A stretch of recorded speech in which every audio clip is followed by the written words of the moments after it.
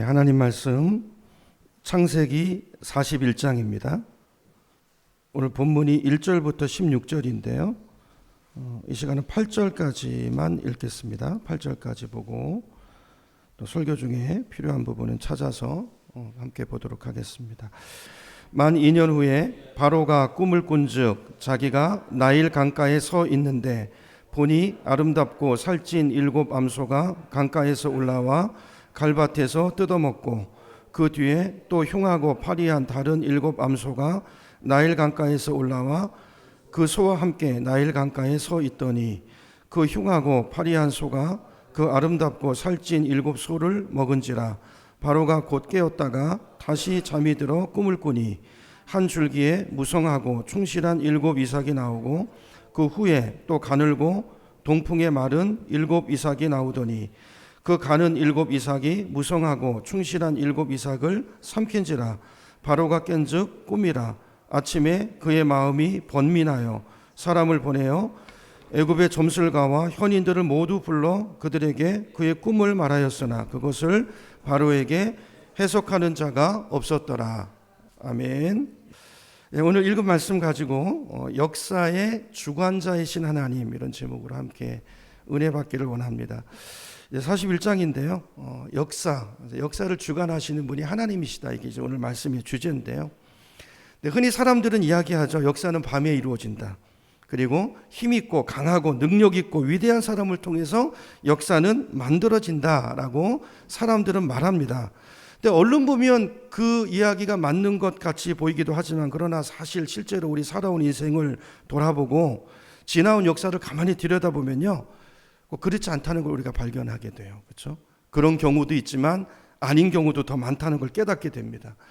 여러분, 우리는 하나님을 믿는 성도들입니다. 그리스도인들은요, 세상의 가치가 아니라 그리스도인다운 가치, 그리고 그리스도인다운 역사관을 가지고 살아야 되는 줄로 믿습니다. 그리스도인의 역사관이란 뭘까요? 역사는 사람이 중심이 아니라 누가 중심이다? 하나님이 중심이다라는 거예요. 역사는 사람의 이야기 같지만 사실은 하나님의 이야기다. 그죠? 역사의 주인은 하나님이시다. 이게 우리 성도가 가져야 될 세상을 바라보고 역사를 바라보는 역사관이어야 하는 줄로 믿습니다. 지금 우리가 이제 요셉에 대한 공부를 하고 있는데, 여러분 요셉의 삶을 한번 잘 보세요. 지금부터 일어나는 요셉의 인생을, 그 주변의 역사를 누가 쥐고 붙들고 이끌어 가시는지 하나님이시라는 것을 성경은 우리에게 분명하게 말해주고 있어요. 한번 볼까요? 보면요, 요셉 주변에 많은 사람들이 나오잖아요. 요셉이 노예로 팔려갔을 때 요셉을 사간 그 요셉의 주인 보디발이 있고요. 보디발이 누굽니까? 애굽의 당시 최강대국 바로 왕의 친위대장입니다. 대단한 권세를 가진 사람이에요. 그리고 그의 부인도 나오고요, 아내도 나오고, 또 요셉이 억울하게 누명을 쓰고 감옥에 들어갔더니 거기 누가 있습니까? 2 관원이 있어요. 그 바로 왕 앞에서 권세를 누리던 그 한 사람 떡 맡은 관원장, 또 술 맡은 관원장이 요셉의 주변에 있습니다. 조금 더 위로 올라가면 오늘 말씀에 나오는 바로 왕이 또 등장해요. 자, 보시면 지금 몇 사람을 이야기했는데 여기 나오는 인물들은요, 전부 다 굉장한 인물들입니다. 그야말로 당시 세계를, 나라를 쥐락펴락하는 기라성 같은 사람들이 나오고 있어요, 요셉 주변에. 자, 근데 그들에 비해서 요셉은 어떻습니까? 요셉은요, 이름도 없고 빚도 없는 죄수에 불과한 노예 신분이에요. 누가 요셉을 중요하게 주목해서 보겠어요? 자, 그런데 이 성경의 창세기 역사를 보면 하나님이 역사를 진행해 나가시는데 아까 이야기했던 그 기라성 같은 사람들을 중심으로 역사를 이루어가는 게 아니라 이름도 없고 빚도 없는 감옥에 갇혀져서 어쩌면 잊혀진 존재가 돼 있는 그 초라한 죄수 요셉을 꺼내가지고요, 그 요셉을 통해서 하나님의 이야기를 만들어가고 있다는 사실이에요. 이걸 성경은 창세기를 통해서 우리에게 보여주고 있는 것입니다. 이게 우리가 가져야 될 역사관이라는 거예요. 역사, 내 인생을 바라보는, 내 삶의 주변을 바라보는, 그게 우리의 관점이고 그걸 볼 수 있는 우리의 눈이어야 한다는 것입니다. 사람들은요, 자기가 보는 게 전부라고 생각해요. 그리고 내가 모든 걸 다 안다고 생각합니다. 요즘 특히 이제 과학이 발달하면서 더 이런 인본주의적인 사고가 강해지는 것 같아요. 또 힘이 가질수록, 돈을 가질수록 내가 모든 상황을 통제할 수 있다고 생각하죠. 그래서 사람은 언제나 자기가 중심이 되려고 합니다. 여러분 생각해 보세요. 우리 인간이 내가 아는 게 얼마나 됩니까? 그죠? 여러분, 내가 아는 지식이 여러분 얼마나 된다고 여러분 생각하세요? 우리는 당장 내일 일도 모릅니다. 내일 일도 몰라요. 우리가 많은 것을 아는 것 같지만 우리가 분명히 아는 것은 딱 한 가지밖에 없어요. 사람은 죽는다. 사람은 죽는다. 이거 하나를 우리는 분명하게 아는데요. 근데 그것도요, 반쪽짜리 지식이에요. 우린 내가 언제 죽을지, 어디서 죽을지 전혀 모릅니다. 그냥 태어나면 언젠간 죽어. 이거 말고는 확실한 지식을 가지고 있는 것이 아무것도 없어요. 모든 것은 변해요. 상황은 다 변합니다. 우리가 미래에 대해서 계획을 세우고 살잖아요. 그러나 계획을 세우는 것은 자유지만, 그러나 그 미래가 내 생각대로, 내 계획대로, 내 소망대로 됩니까? 안 됩니다. 안 돼요.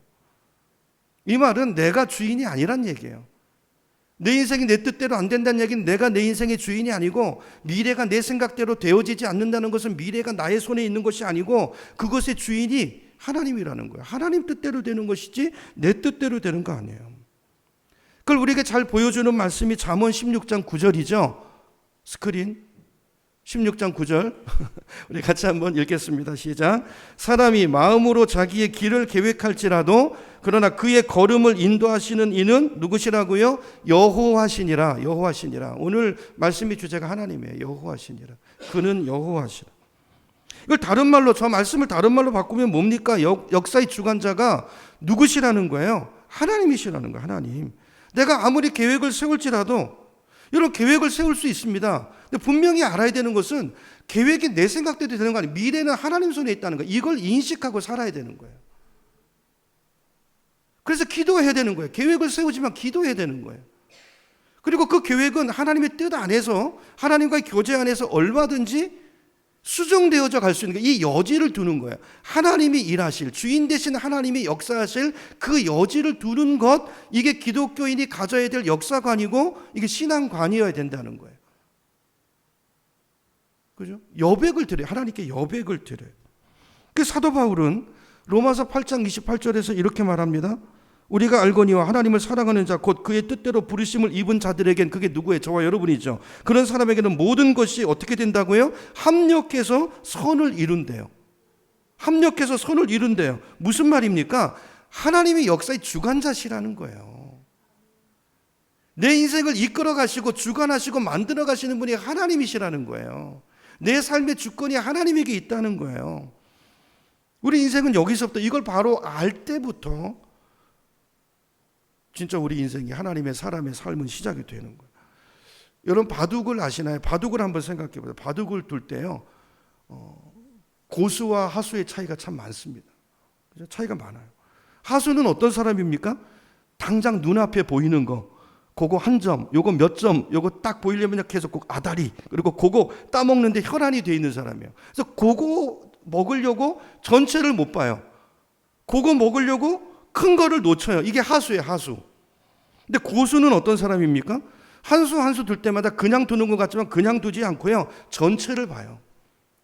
하수는 내가 아다리 쳤는데 상대방이 고수인데, 그걸 놔두고 딴 데 가서도 그건 저기 모르나 보다 그리고 얼른 따먹는데, 그게 아니라, 모르는 게 아니라, 하수는 그거 한 수를 보지만 고수는요 10수, 20수를 내다보고요, 판 전체를 보고요, 전체를 개가하면서 두는 사람이 고수란 말이에요. 고수. 그러니까 하수가 아다리 치고 그 앞에 몇 점 따먹는 거, 그거 보면서 끄떡도 안 합니다. 그냥 줍니다. 먹어, 줍니다. 근데 끝에 가면 누가 이겨요? 고수가 이겨요. 고수가 이겨요. 하수는 자기가 이기는 것 같아요. 근데 이게 점점 이상해지다가 대마가 죽고, 여러분 고수는 눈앞에 한 수를 보고 두는 게 아니라 10수, 20수를 내다보고 두기 때문에, 그렇죠? 이 차이가 있다는 걸 우리가 기억할 필요가 있어요. 여러분 하나님은 어떤 분이십니까? 하나님은요 우리 인생 전체를 보는 인생의 고수이세요. 고수. 아니, 우리 인생만이 아니라 우주 만물 전체를 보시고 다스리시고 판을 이끌어 가시는 전능하신 하나님이신 줄로 믿습니다. 그래서 그분은 우리의 모든 것을 아세요. 나는 이것만 알지만 하나님은 나의 과거와 현재와 미래와 결론까지 모든 것을 아시고 그 판을 보시고 판을 장악하시고 그 판을 당신의 계획대로 짜고, 이러면 고수는요 바둑을 때 그냥 안 둡니다. 판을 짜고 둬요. 짜고 내가 어떤 방향으로 이끌어 가겠다고. 이게 하나님이 우리를 만드시고 세상을 지으시고 운영하시는 방식이라는 거예요. 방식. 그 사실을 하나님은 오늘 이 창세기를 통해서 계속 인물들이 나오잖아요. 우리 인물들을 계속 거쳐오면서 오늘 요셉이라는 또 이 사람을 통해서 우리에게 보여주고 있는 것입니다. 이 인생이 누구 손에 있는지, 그렇죠? 우리가 뭘 봐야 되는지, 어떤 관점을 가지고 살아야 되는지, 당장 눈앞에 보이는 현실이 아니라 하나님께 시선을 둬야 된다. 고수, 그죠? 고수, 그 관점을 가져야 된다. 이 하나님이 오늘 요셉뿐 아니라 내 인생도 주관하고 계시다. 이 믿음을 가지라. 그리고 나를 바라보고 나를 주목하라. 여러분, 이것이 요셉을 통해서 하나님 우리에게 주시는 메시지예요. 오늘 이 관점으로 오늘 본문을 볼 수 있기를 소망합니다. 자, 그렇게 이제 1절로 들어가 볼게요. 1절을 다시 가보면, 자, 오늘 본문이 어떻게 시작합니까? 1절 우리 같이 읽겠습니다. 시작. 만 2년 후에 바로가 꿈을 꾼즉 자기가 나일 강가에 서 있는데, 자, 만 2년 후에 하나님이 꿈을 꾸게 하세요. 여기 그냥 있는 단어가 하나도 없어요. 하나님이 한 수 한 수 그냥 두시는 수가 없단 말이에요. 만 2년도 이유가 있는 것이고, 바로가 꿈을 꾸는 것도 이유가 있는 것이고. 여러분, 여기 보니까 몇 년이 지났다고요? 만 2년이 지났대요. 2년. 그 언제로부터 2년인 거죠? 언제로부터 2년입니까? 성경은 이런 걸 잘 보셔야 돼요. 언제로부터죠? 술 맡은 관원장이 요셉이 꿈 해준 해몽대로 살아나서 감옥에서 나간 지, 그의 관직이 복직돼서 바로 왕 앞에 선지 정확하게 2년이 됐다. 2년. 그걸 성경이 말하고 있어요. 이걸 왜 기록할까요? 생각해 보라는 거예요. 요셉의 입장에서 생각해 보세요. 요셉에게 이 만 2년의 세월은 어떤 기간이었을까요? 어떤 기간이었겠습니까? 요셉이 가졌던 한 자락 붙들었던 그 인간적인 소망이 완전히 끊어지는 시간이었어요. 끊어지는 시간. 요셉이라는 존재가 완전히 잊혀지는 시간이었단 말이에요. 여러분, 감옥에 갇혀있는 요셉을 생각해 보세요. 요셉이 소망이 있습니까? 없습니다. 요셉이 아는 사람이 있습니까? 없어요. 아무도 없어요. 생명부지의 땅에 노예로 팔려와서 감옥에 있지만 면회올 사람도 없고요. 요셉은 백도 없어요. 그에게 유일한 소망이 하나 있다면 딱 하나 있는데 그게 뭡니까? 자기가 꿈을 해석해 준 그 사람이에요.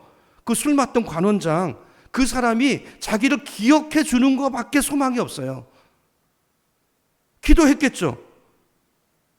그가 바로 왕 앞에 가서, 왕이시여, 요셉이라는 사람이 감옥에 있는데, 내가 거기서 감옥에서 요셉이라는 사람을 만났는데 그 사람은요 억울합니다. 죄가 없습니다. 근데 내가 그 사람을 좀 봤는데 아주 신통한 재주를 갖고 있습니다. 왕에게 도움이 될 인재입니다.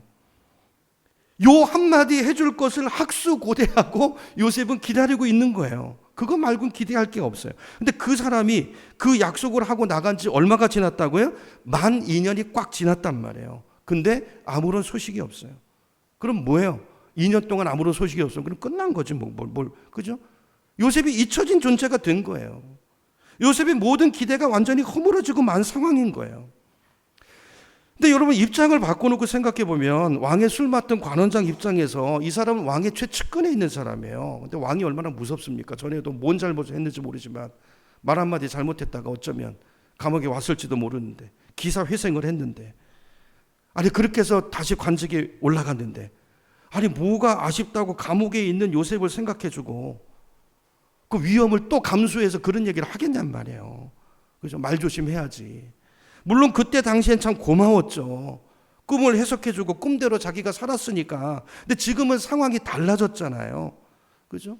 근데 달라졌는데, 아니 지금 와서 요셉 같은 감옥에 갇혀있는 노예를 위해서 위험을 무릅쓸 이유가 전혀 없는 것이죠. 무슨 이득이 된다고 그 위험을 감수하겠냔 말이에요.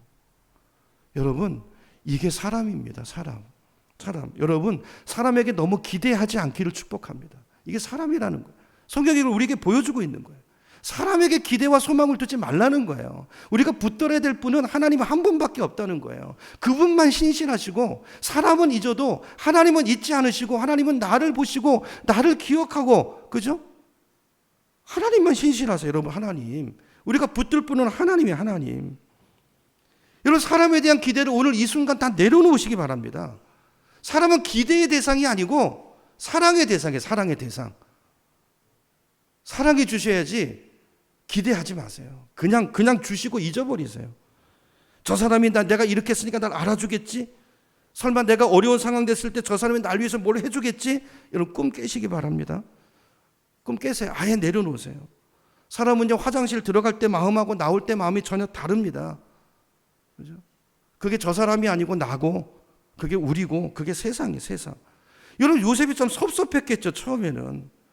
근데 요셉이 곰곰이 생각할수록, 근데 섭섭한 것은 저 사람보다 누굴까요? 하나님이죠, 하나님.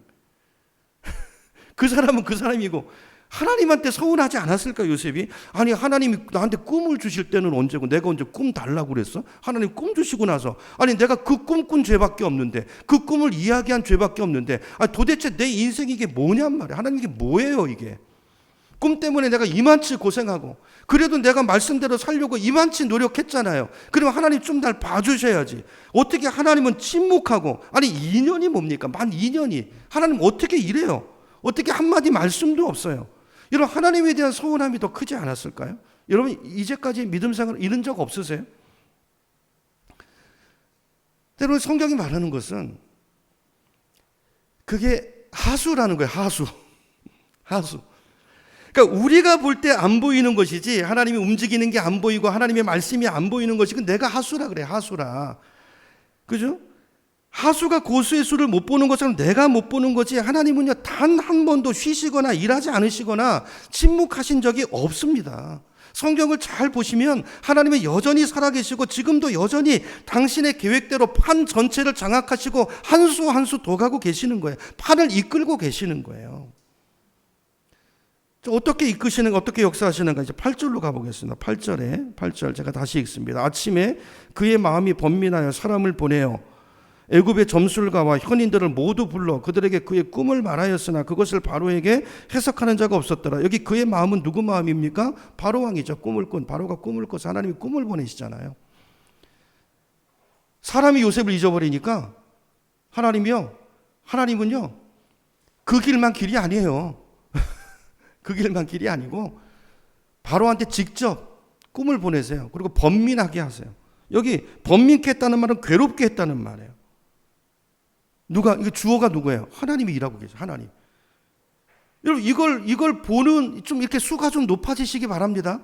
내 문제를 보는 수가, 내 인생을 살아가는 수가 좀 높아지기를 축복합니다. 당장 보이는 거 가지고 불평하고 원망이 아니라 좀 생각해보고, 하나님이 지금 어떤 수를 두고 계시는지, 성령이 일하시는 것을 보고 영의 눈을 열고 거기에 같이 하나님과 걸어갈 때 인생의 길이 보이죠.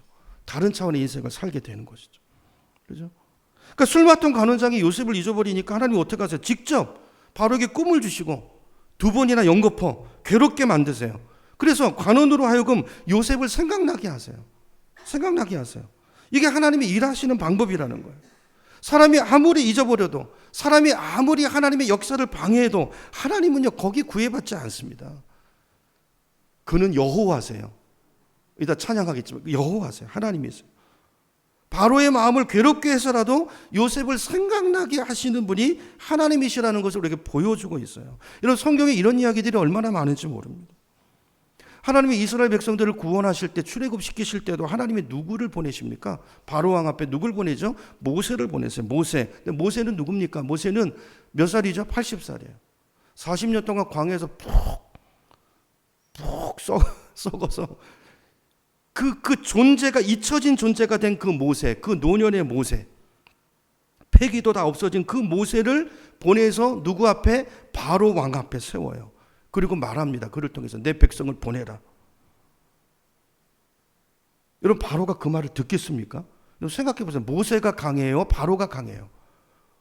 80대 노인이 와가지고 택도 없죠. 게임이 안 되죠. 모세 말을 들을 리가 없죠. 근데 그때 하나님이 어떻게 역사하십니까? 열 재앙을 보내세요. 바로에게 꿈을 보내신 것처럼 열 재앙을 보내세요. 그래서 바로 왕을 괴롭게 만드십니다. 그래서 바로로 하여금 코너에 몰려서 그 초라한 모세 말을 들을 수밖에 없도록 하나님이 역사하신단 말이에요. 하나님이 역사하세요. 그분이 우리 하나님이신 줄로 믿습니다.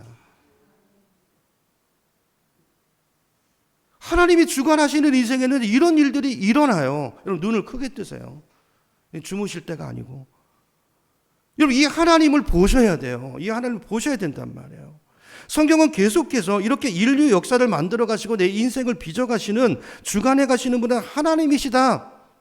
그분께 소망을 두고 그분을 바라보라. 이 말씀을 거듭 계속 우리에게 말씀하고 있는 것입니다. 그러므로 자, 이걸 이제 안다면 중요한 것은 뭐예요? 중요한 것은 뭡니까? 나의 태도예요, 태도. 자, 오늘 오전 오후 중요한 것 주제가 태도입니다. 내 자세, 신앙은 자세가 중요해요. 자세. 자, 이걸 안다면 중요한 것은 뭐냐면요. 내가 지금 얼마나 어려운 문제 앞에 있느냐, 얼마나 내가 불가능한 문제 앞에 직면해 있느냐, 이게 중요한 게 아니라 이건 전혀 변수가 되지 못해요. 그죠? 중요한 것은 지금 내가 얼마나 역사의 주관자이신 하나님을 신뢰하고 있느냐예요. 얼마나 그 하나님과 연결되어 있고 붙어 있느냐, 그 수를 보고 있고 그걸 이해하고 있고, 그래서 내가 믿음으로 거기에 반응하고 있는가. 믿음은 나를 던지는 거잖아요. 거기에 그 하나님의 계획에 나를 던지는 거잖아요. 엘리야가 그랬고 모세가 그랬고 하나님의 사람들이 그랬단 말이에요. 그죠? 이게 중요한 거예요. 이게 중요한 거예요. 그러므로 여러분, 지금 내 앞에 펼쳐져 있는 문제 때문에 낙심하거나 왜 나만 겪는 고난이냐고 불평하거나 원망하지 않기를 축복합니다. 그게 아니라 하나님 수를 봐야죠. 고난 뒤편에 있는 주님이 주실 축복, 그걸 미리 보면서 감사하는, 이게 믿음이란 말이에요.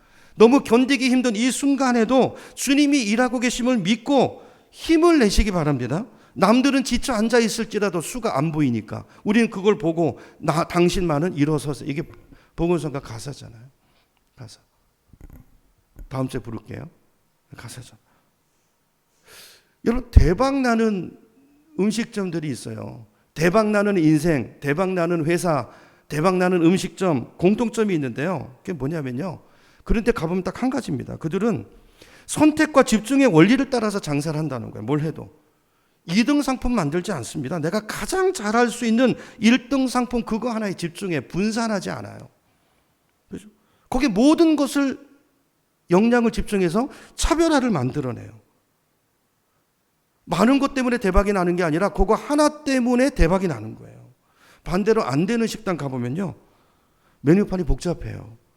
도대체 이걸 보고 뭘 먹어야, 뭘 시켜야 될지를 몰라. 육회 공군 메뉴에 없는 게 없어요. 육군부터 시작해서 다 있어요, 다.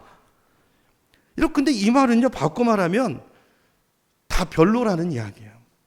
다 별로다. 그렇게 보시면 맞아요. 그렇잖아요. 여러분, 그게 다 맛있으면 그 요리사가 거기 있을 리 없잖아요.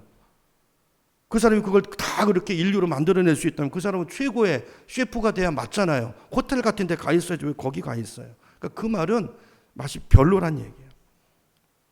제가 몇 년 전에 강릉에 갔다가 누가 소개해준 그 해물 짬뽕 순두부, 여러분 강릉 가면 유명하잖아요. 누가 소개해준 집이 있어. 거기 가서 먹었는데 와, 정말 맛있어. 진짜 맛있더라고요. 근데 그 집은요, 메뉴가 그거 하나예요, 하나. 하나인데 그거 하나 먹으려고 사람들이 얼마나 몰려드는지, 막 버스가 오고 관광차가 오고 들어갈 자리가 없어요. 그걸 보면서 제가 그때 깨달은 게 하나 있어요. 여러분, 믿음이 뭘까요? 믿음. 여러분, 믿음이 뭡니까? 믿음은요, 철저하게 한 분 하나님께 올인하는 것이 믿음인 줄로 믿습니다. 하나님께 거는 거예요. 하나님께 집중하는 거예요. 다른 거 다 격가지치고 세상적인 거, 인간적인 생각, 그거 다 가지쳐버리고 오직 하나님께 내 시선을 집중하고 그분에게만 붙는 것, 여러분, 이게 믿음인 줄로 믿습니다. 이 믿음, 여러분, 세상사도 원리가 그럴진데 우리가 하나님께 집중하고 여기에 올인하면 여러분, 그 인생 대박나죠. 그게 형통이죠, 형통. 하나님의 계획이 그 인생 가운데 이루어지는 원리가 바로 그거라는. 여러분, 기독교 신앙은 복잡하지 않습니다. 간단합니다. 내 생각과 내 삶의 모든 초점을 주님께 맞추고 나는 지금 오늘 여기서, 이게 중요해요. 지금 여기서 하나님이 지금 나에게 주신 이 시간, 지금이라는 시간, 또 이곳이라는 줄로 재워준 이 자리, 여기서 최선을 다하는 거예요. 주님 바라보면서 시선을 주님께 맞추면서 여기서 충성하고 여기에 집중할 때 나를 에워싸고 있는 모든 일들이 풀어지고, 그죠? 내 인생 전체가 하나님을 향해서 전진하는 그런 형통의 역사가 일어나게 될 줄로 믿습니다. 이게 믿음, 이게 요셉을 통해서 하나님이 오늘 우리에게 말씀하고 싶으신 설교 핵심이에요, 핵심. 여러분, 그래서 신앙은 자세가 중요해요. 자세, 태도. 여러분, 자세, 태도 굉장히 중요해요. 인간관계에서도요. 면접 볼 때 여러분, 자세를 보면 그 사람 대충 나오잖아요.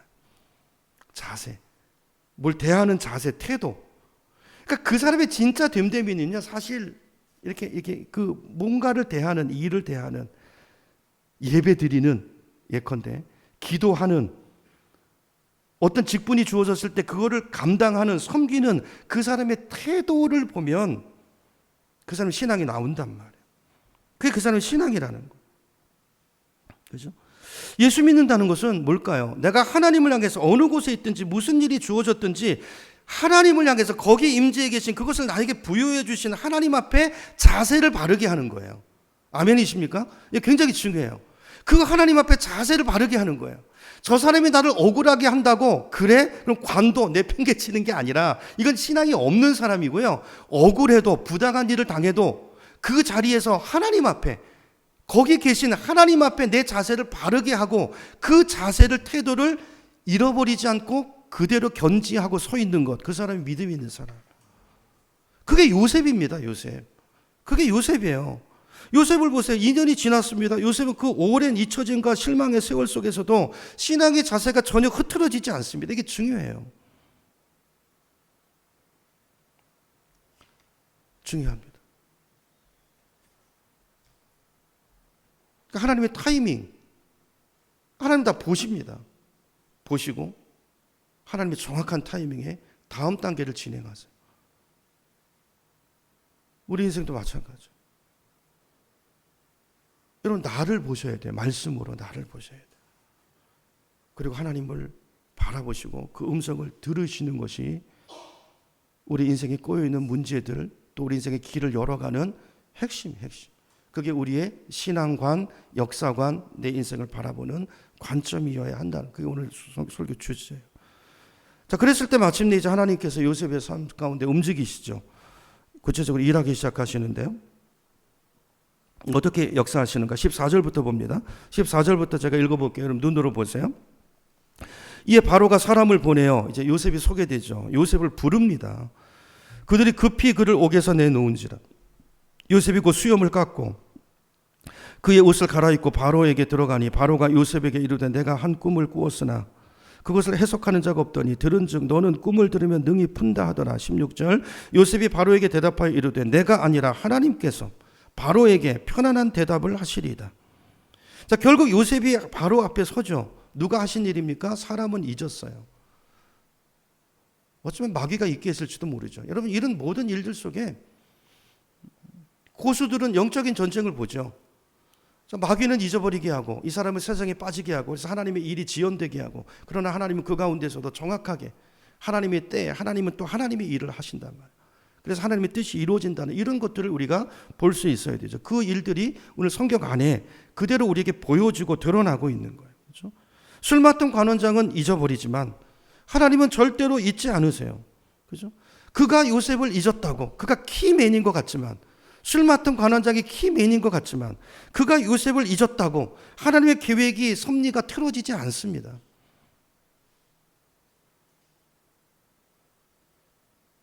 우리가 하나님 앞에 반응해야 되지만 우리가 하나님을 보지 못하고 반응하지 못하고 세상으로 곁길로 간다고 하나님의 역사가 장애받지 않는다는 거예요.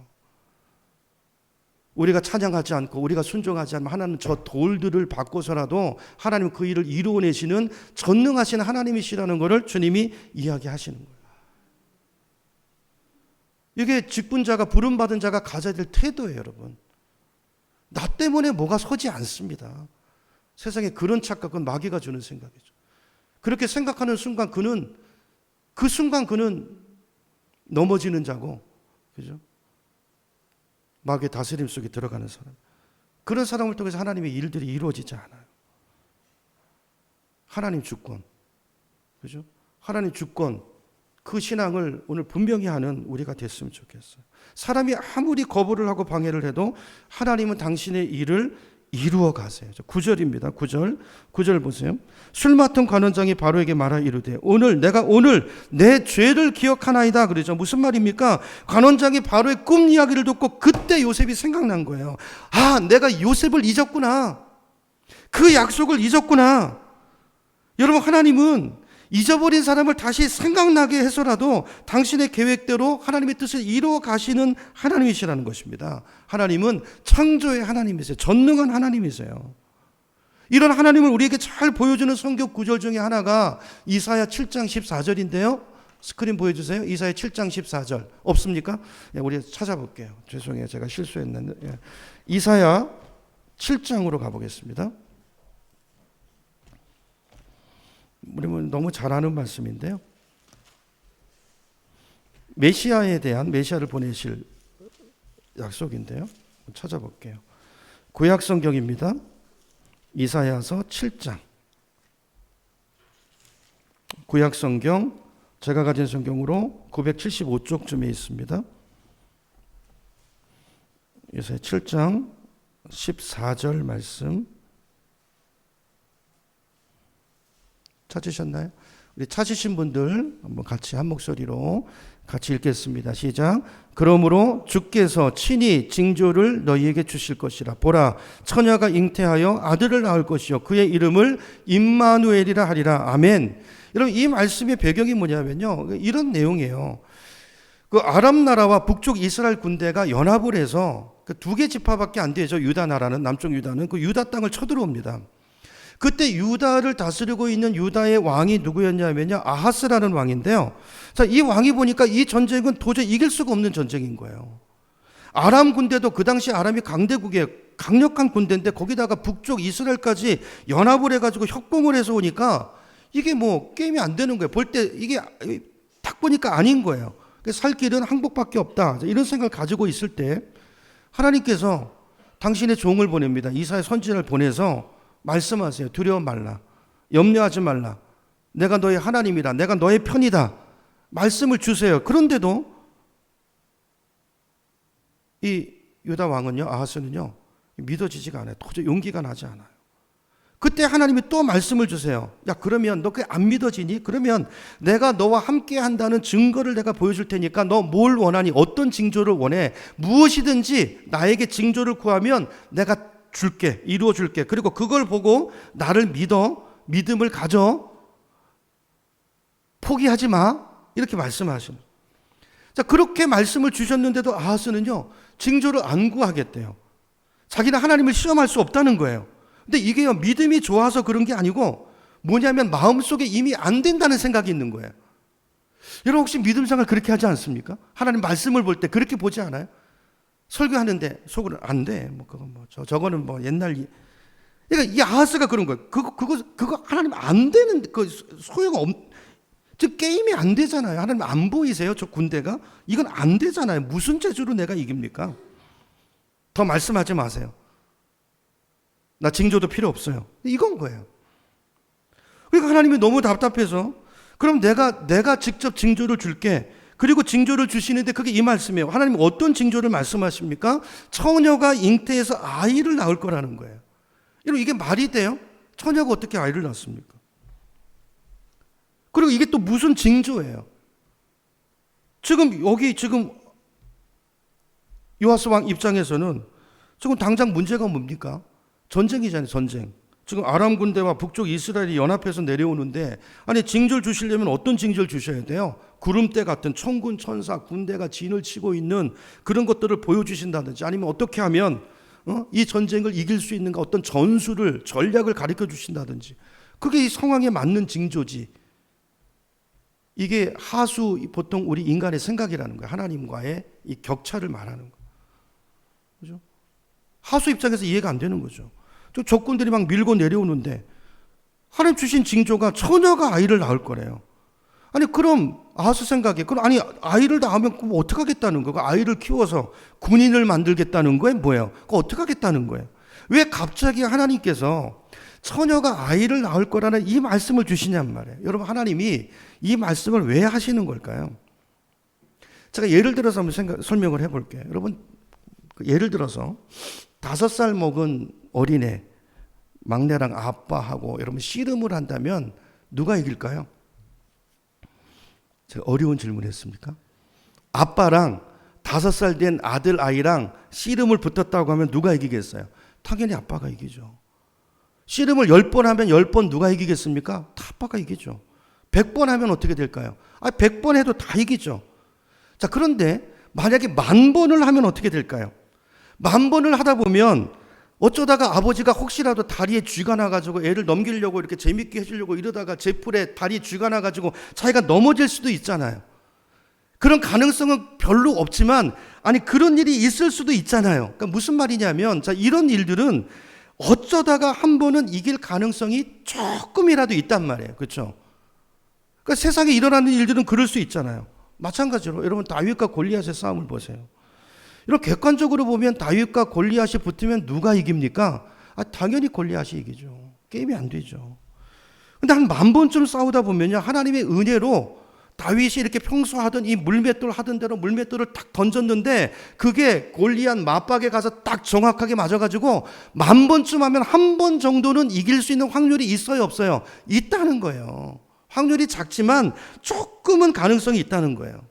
근데 처녀가 애를 낳는 거는요, 이거는 10,000번이 아니라 1억 번을 해도 불가능하죠. 이런 처녀가 남자 없이 어떻게 아이를 낳습니까? 이건 불가능한 일이에요. 근데 그거를 하나님께서 징조로 주셨단 말이에요. 무슨 말이죠? 하나님은 나는 불가능을 가능케 하는 여호와다라는 것을 하나님께서 말씀하시는 거예요. 이런 생각해 보세요. 조금이라도, 그게 우리가 그렇잖아요. 조금이라도 가능성이 있는 것을 징조로 주면요, 사람은요, 처음에는 막 구하고 그랬다가 그게 이루어지면 나중에 드는 생각이 뭔지 아세요? 혹시 우연 아니야? 어느 집도 그렇던데? 생각해보니까 내가 이런 걸 했으니까 이게 내가 한 거지 이거 하나님이 한 거 아닌 것 같은데? 사람은 이런다는 거예요. 그렇기 때문에 하나님은요, 그런 거 말고 전혀 불가능한, 누구도 흉내낼 수 없는 그 일을, 처녀가 아들을 낳는 일을 너희에게 징조로 주시겠다는 거예요. 여러분, 이 말씀은 오늘 우리에게 주시는 말씀이에요. 여러분, 처녀가 아이를 낳으면 그럼 그거 누가 하신 일입니까? 우리 인간의 힘으로 그런 일을 만들어낼 수 있어요? 없잖아요. 불가능하잖아요. 이건 하나님이 하신 일이라는 걸 부인할 수 없잖아요. 그죠? 그 일이 뭐예요? 그게 예수님의 성육신이라는 거예요. 성육신. 여러분, 이와 같은 증거를 보여주시는 이유가 뭡니까? 이래도 나를 못 믿겠냐 그 말이에요. 오늘 아하스 왕에게 첫 배경은 이렇게 된 거지만 오늘 우리에게도 동일하게 하시는 말씀이에요. 너 이래도 나를 못 믿겠니? 내가 여호와야.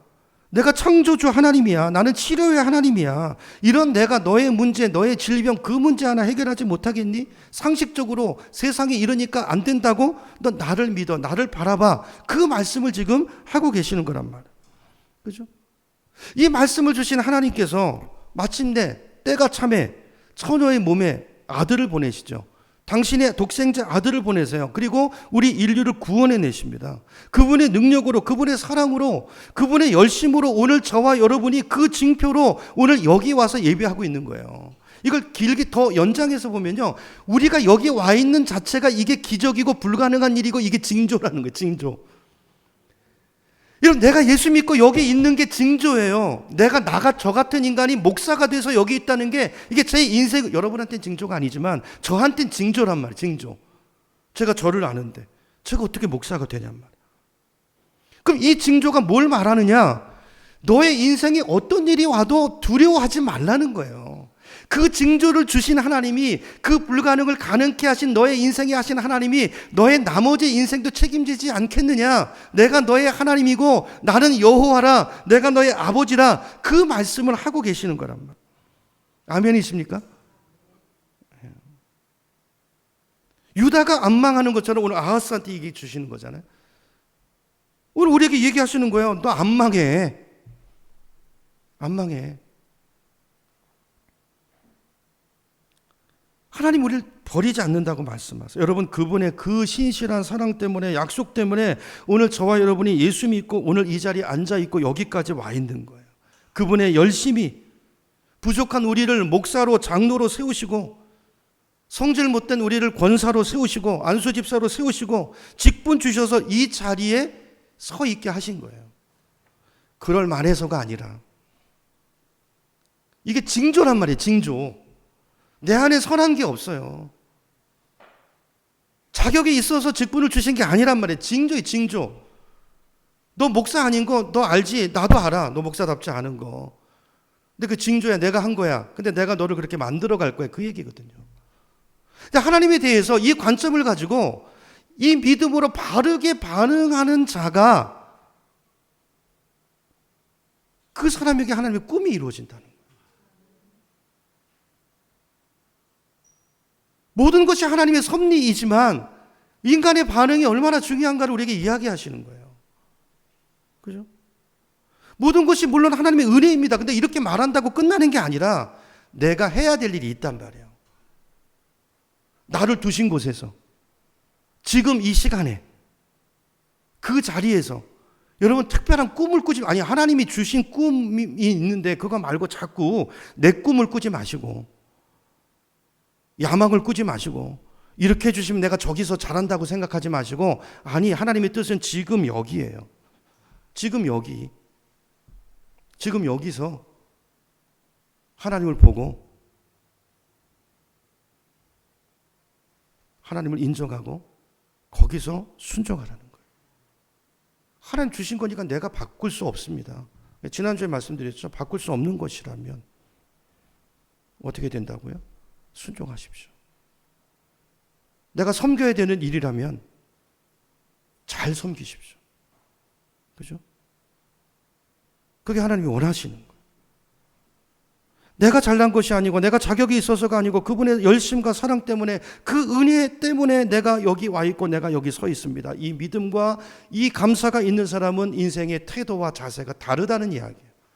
그것이 그 사람의 믿음을 보여주는 것이고, 그러면 됐어요. 하나님은 지금까지 그 사람, 그 자세와 태도를 보시기 위해서 그런 태도의 반응을 볼 때까지 여기까지 이끌어 오신 거란 말이에요. 그럼 됐어요. 이제 하나님 때가 된 거죠. 역사의 무대 위로 올리십니다. 요셉을. 그죠? 그리고 그 일을 이루어 가시잖아요. 이게 오늘 성경이 우리에게 보여주는 거예요. 여러분, 우리 자신에게 시선을 돌려보면 우리 한 사람 한 사람 보세요. 다 부족하고 연약합니다. 도무지 예수 믿을 것 같지 않은 사람들, 소망 없는, 못나고 상처받고 찢긴 사람들인데, 하나님께서 그런 우리를 부르셔서 싸매시고 어루만지시고 예수 믿는 이 영광스러운 자리에 우리를 세우신 거란 말이에요. 이게 우리의 찬양의 제목 아닙니까? 이게 우리가 평생 부를 우리의 노래 아닙니까? 나 같은 죄인을 부르신, 여러분 이 은혜를 잊지 마시고 하나님을 향해서 바른 믿음의 태도를 가지고 살아가는, 바른 태도를 가지고 합당한 반응을 그분께 보이며 살아가는 저 여러분의 삶이 되기를 축복합니다. 제가 늘 농담 반 진담 반으로 말씀드리는데요, 여러분 하나님이 신사적으로 좋게 말씀으로 하실 때 그때 들으시는 게 좋아요. 이게 제가 이게 농담이 아니고 진담입니다. 진담. 안 들으면요 하나님이 손을 대세요. 왜냐하면 하나님의 계획이 있거든요. 나라에 대한 계획이 있거든요. 그냥 안 두세요. 하나님이 말씀으로 하실 때 들어야지, 하나님 손을 대서 이렇게 끌고 가시면 아픕니다. 아파요. 처음에는 하나님이 설교를 통해서 양심에 살살살살 손을 갖다 대는데 여러 번 말해도 안 들으면요, 그때는 한쪽 발을 꺾어버리십니다. 한쪽 발을. 그래도 안 되면요 두 다리를 주저앉혀 버리세요.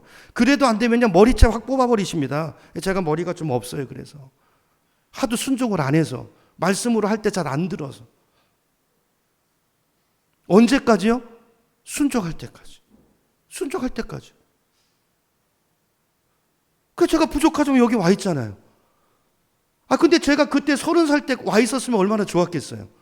근데 그 많은 세월 도망 다니고 그러다가 늦게 붙들려서 아프고 나만 고생해요? 식구들 다 고생시키고. 그러지 않기를 축복합니다. 목회자가 제일 안타까운 것은요, 목회하면서 마지막 죽기 직전에 병상 세례 달라고 오시는 분들이에요. 제가 전에 교회에서도 여러 번 그런 일이 있었는데요. 왜 좀 진작 세례받고 젊은 날 주님의 일을 하시다가 주님과 동행하면서 행복하게 사시다가 주님 앞에 가면 얼마나 좋습니까? 근데 그렇게 말씀드리고 신방 가서 말할 때 안 들으시다가 마지막 죽기 전에 그때 가서 급해가지고, 그죠? 새벽녘에 전화해가지고 와서 목사님 세례 숨 꼴딱꼴딱 그 순간에, 아니 그렇게 뭐 있냔 말이에요. 여러분 젊을 때, 건강할 때, 힘 있을 때, 오늘 요셉처럼 하나님께 자세를 바로 하시기 바랍니다. 자세를 바로 하시고, 복음이 전해지고 있잖아요. 그럼 눈을 뜨시기 바랍니다. 나에게 하시는 일을 보시기 바랍니다. 그 눈을 뜨고, 그리고 거기 순응하시기 바랍니다. 그럴 때 하나님께 쓰임받는 아름다운 인생이 될 줄로 믿습니다. 하나님은요, 다시 결론적으로 말씀드리면 당신이 택한 백성을 절대로 놓지 않으십니다. 자식을 지 하고 싶은 대로 내버려 두는 것은 사실은 그건 올바른 사랑이 아닙니다. 인간이 우리 자녀, 사람을 바라봐야 될 이 프레임이 있어요. 안경이. 인간은 죄인이에요. 죄인입니다. 하나님 우리를 그냥 버려두지 않으십니다. 당신의 꿈이 그 삶이 이루어질 때까지, 그가 그 자리에 설 때까지 당신의 열심히 우리를 인도해 가실 거예요. 신앙은 그 하나님 앞에 자세를 바르게 하는 태도이고 자세입니다.